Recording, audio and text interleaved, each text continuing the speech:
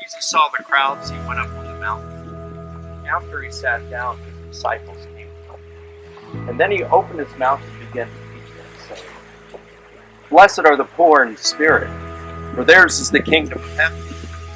Blessed are those who mourn, for they will be comforted. Blessed are the meek, for they will inherit the earth. Blessed are those who hunger and thirst for righteousness, for they will be satisfied. Blessed are the merciful, they will receive mercy.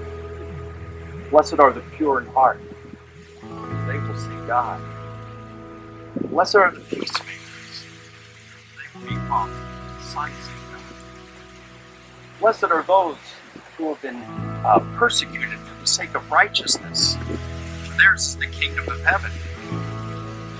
Blessed are you when people revile you and slander you, falsely say all kinds of evil against you because of me.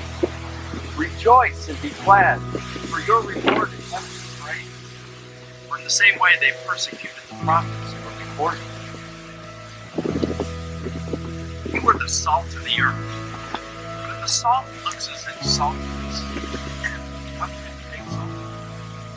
No longer good for anything except to be thrown out and trampled underfoot by men. You are the light of the world. The city set on a hill cannot be hidden. Nor does anyone light a lamp and put it under a basket, but on the lampstand, and it gives light to everyone in the house. In the same way, let your light shine before men, so that they may see your good works and glorify your Father in heaven. Do not think that I came to abolish the law or the prophets. I didn't come to abolish but to fulfill them. For truly I say to you, until heaven and earth pass away, not the smallest portion of a Greek or Hebrew letter will pass from the law until all is accomplished. Whoever then annuls one of the least of these commandments and teaches others to do the same, he will be called least in the kingdom of heaven. But whoever keeps and teaches them, he will be called great in the kingdom of heaven. For I say to you, unless your righteousness greatly surpasses that of the scribes and Pharisees, you will not see the kingdom of heaven. Now you've heard that the ancients were told, you will not commit murder, and whoever commits murder will be guilty before the court. But I say to you, that everyone who is angry with his brother will be guilty before the court. And whoever says to his brother, you good for nothing, will be guilty before the Sanhedrin. And whoever says, you fool, will be guilty enough to go into the fiery hell. If then you are presenting your gift at the altar, and there remember that your brother has something against you, leave your gift there before the altar, and go. First be reconciled to your brother, and then come and present your offering. And make friends quickly with your opponent at law while you are with them on the way, so that your opponent will not hand you over to the judge, and the judge to the officer, and you be thrown into prison. Truly I say to you, you will not come out of there until you have paid the last cent. Now you have heard that it was said, you will not commit adultery. But I say to you, that everyone who looks on a woman to lust for her has already committed adultery with her in his heart. If your right eye makes you stumble, rip it out. Throw it from you. For it is better for you to lose one of your body parts than for your whole body to be thrown into hell. If your right hand makes you stumble, cut it off. Throw it from you. For it's better for you to lose one of your body parts than for your whole body to go into hell. Now it was said, whoever divorces his wife, let him give her a certificate of divorce. But I say to you, that whoever divorces his wife, except for the cause of immorality, makes her commit adultery. And whoever marries a divorced woman commits adultery. Again, you've heard that the ancients were told, you will not swear falsely, but will fulfill your vows to the Lord.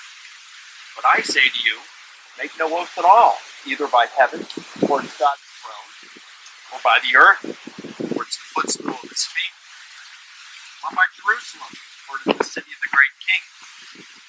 Nor will you swear by your head, for you cannot make one hair white or black. But let your yes be yes, and your no be no. Anything more than this is of evil. You've heard that it was said, an eye for an eye and a tooth for a tooth. But I say to you, do not resist the evil person. If someone strikes you on your right cheek, turn the other to him also. If someone wants to sue you and take your shirt, let him have your coat as well. Whoever conscripts you to go 1 mile, go with him 2. Give to him who asks of you.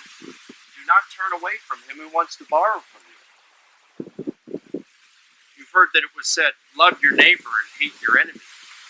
But I say to you, love your enemies. Pray for them, so that you may be sons of your Father who's in heaven. For he makes his sun shine on the evil and the good, and sends rain on the righteous and the unrighteous. For if you love those who love you, what reward do you have? Do not even the tax collectors do the same? And if you greet only your brothers, what are you doing more than others? Not even the Gentiles do the same. Therefore, you are to be perfect, entirely virtuous, as your heavenly Father is perfect, entirely virtuous.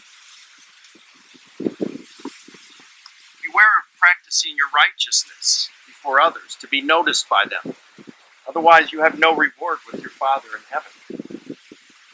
When you give to the poor, don't sound a trumpet before you, as the hypocrites do in the synagogues and in the streets, so that they will be noticed and honored by others. Truly, I say to you, they have their reward. But when you give to the poor, don't let your left hand know what your right hand is doing, so that your giving will not be seen by others, but by your Father who is in secret. Your Father who sees what is done in secret will reward you. When you pray, you are not to be like the hypocrites, for they love to stand and pray in the synagogues and on the street corners to be noticed by others. Truly I say to you, they have their reward. You pray. Go into your inner room, close the door, and pray to your Father who is in secret. Your Father who sees what is done in secret will reward you. And when you are praying, do not use meaningless repetitions as the Gentiles do, for they suppose that they will be heard for their many words. So don't be like them, for your Father knows what you need before you ask Him. Pray then in this way. Our Father who's in heaven, hallowed be your name.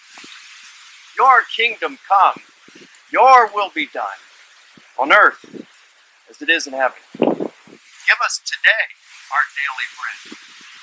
Forgive us our debts, as we have also forgiven our debtors.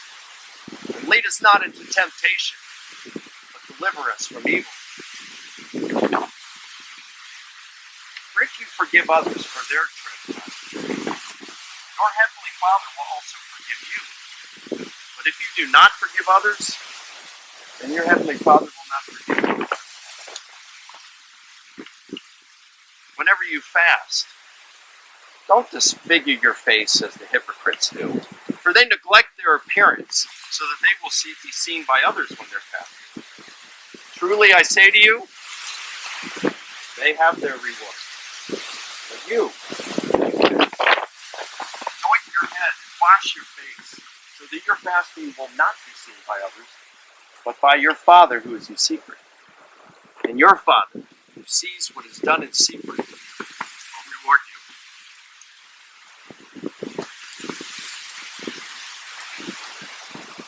Do not store up for yourselves treasures on earth, where moth and rust destroy, and where thieves break in and steal. But store up for yourselves treasures in heaven, where neither moth nor rust destroy, and where thieves do not break in or steal. For where your treasure is, there will your heart also be. The eye is the lamp of the body. So then if your eye is healthy, generous, your whole body will be full of light. But if your eye is evil, greedy, your whole body will be full of darkness. If then the light that is in you is darkness, how great is the darkness? No one can serve two masters. He will either hate the one and love the other, or he will be devoted to one and despise the other.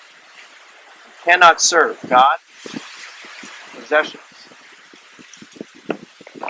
For this reason I say to you, do not worry about your life, what you will eat or what you will drink, nor for your body, what you will wear.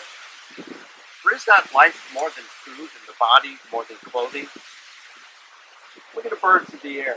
They do not sow, nor reap, nor gather in the barns, and your heavenly Father feeds them. Are you not worth more than they? And who of you, by being worried, can add a single hour to their life? And why are you worried about clothing? Look at the flowers of the field.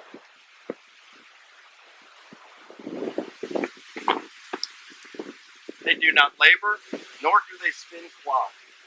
Yet I say to you that not even Solomon in all his glory clothed himself like one of these. If then God so clothes the grass of the field that is alive today and tomorrow is thrown into the fire, will he not much more clothe you, you of little faith? So then, do not ask, what will we eat, or what will we drink, or what will we wear for clothing? For the Gentiles eagerly seek all these things, and your heavenly Father knows that you need all these things.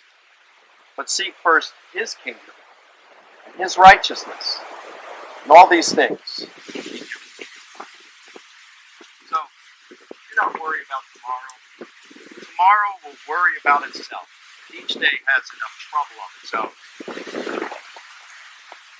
Judge not, so that you will not be judged.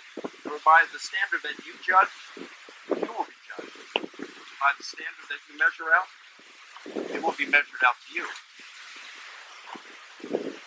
Why do you look at the speck that is in your brother's eye and do not consider the plank that's in your own? Or how will you say to your brother, let me remove the speck from your eye, and look, the plank that's in your eye? Hypocrite! First remove the plank from your eye, and then you'll see clearly to remove the speck from your brother's eye. And do not give what is holy to dogs, and do not cast your pearls before swine, or they may trample them under their feet, and then turn and tear you to pieces. Ask, and it will be given to you. Seek, and you will find. Knock, it will be opened.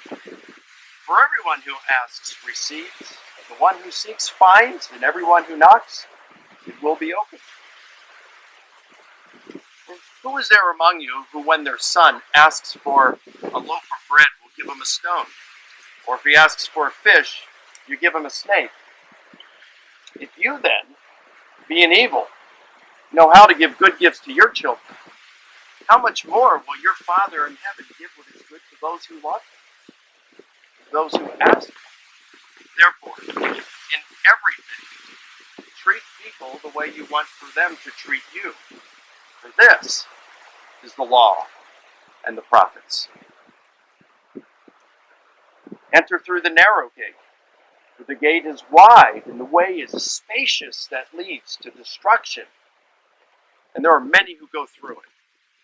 The gate is narrow, and the way is confining that leads to life, and there are few who find it. Beware of the false prophets who come to you in sheep's clothing, but inwardly are ravenous wolves. You will know them by their fruit.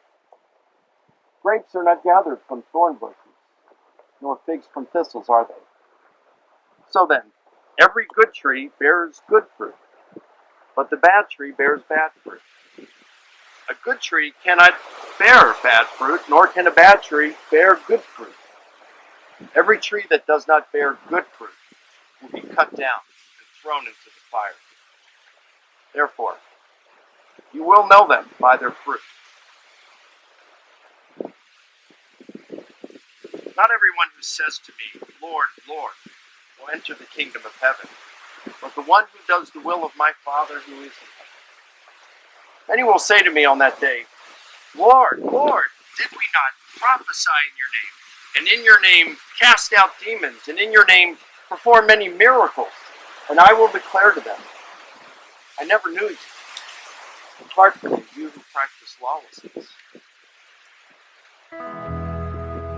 Therefore, everyone who hears these words of mine and does them will be like a wise man who built his house on rock. The rain fell, the floods came, and the winds blew and slammed against that house. It did not fall, for it had been founded in rock. And everyone who hears these words of mine and does not do them will be like a foolish man who built his house on sand. The rain fell, the floods came, and the winds blew and slammed against that house. It fell. Its fall was great. When Jesus finished saying these words, the crowds were amazed at his teaching, for he was teaching them as one having authority, not as their scribes.